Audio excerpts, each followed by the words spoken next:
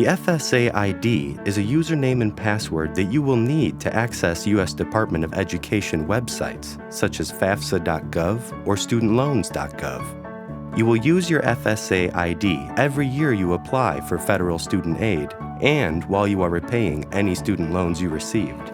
It is very important that you create your own FSA ID. Don't let anyone else create your FSA ID for you. The FSA ID is a legal signature that should be created and used only by the owner, and allowing someone else to create your FSA ID could cause problems with your financial aid. To get started, go to studentaid.gov/FSA ID.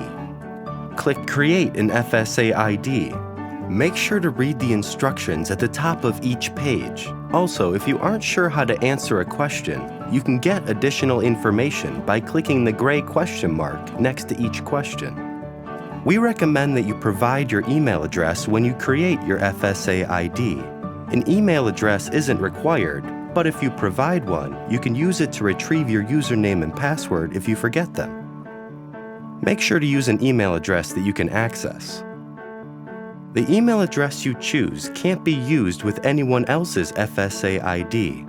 For example, if a parent and a child share the same email address, they cannot both use that email address when creating their own FSA IDs. One person will need to use a different email address.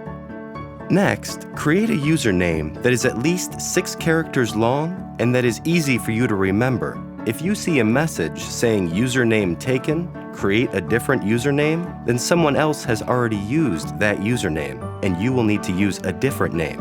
One way to create a unique username is to add a number to the end of the name. You will also need to create a password. Make sure you don't include personal information, such as your name, date of birth, or social security number in your password. Do not give your username and password to anyone.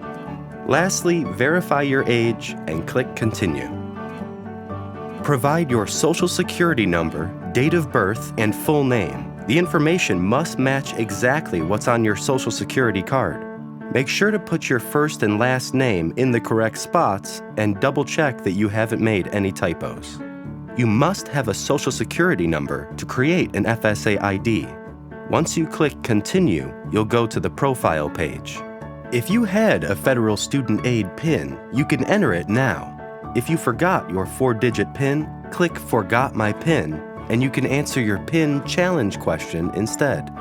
By providing your PIN, you are confirming your identity and you will be able to use your FSA ID right away to access all U.S. Department of Education websites that require it.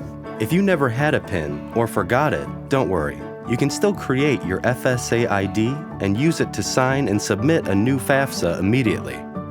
But it will take 1 to 3 days for your information to be confirmed with the Social Security Administration. Until your information is verified, you won't be able to take certain actions, such as correct your FAFSA, submit a renewal FAFSA, sign your master promissory note, or access your loan history online. On the profile page, enter your mailing address and telephone number. You can also choose to receive FSA ID information in Spanish by selecting the language preference. Next, create your challenge questions. These are questions we'll ask you if you forget your username and password or lock your account. For the first 2 challenge questions, pick a question from the drop-down box and enter your answer. Select the Show Text box so you can see what you're typing. For challenge questions number 3 and 4, type your own question and answer. Maybe something like, what street did I grow up on? Who is my favorite aunt? Or what is my favorite food? Finally, for challenge question number 5, pick a significant date from your life, other than your birthday. This number is used if you need to access your loan history through automated phone systems. It's important that you pick questions and answers that you will be able to remember. Click Continue to review all the information you've entered so far. Double-check all of the information you provided, especially your email address, if you entered one, and your social security number, name, and date of birth. If you need to make a correction, select the previous button to go back to the correct screen and make your changes. Then, read the terms and conditions, click the checkbox to accept them, and click Continue. If you entered your email address, will send you an email with a secure code. You will need to enter your secure code on the email verification page.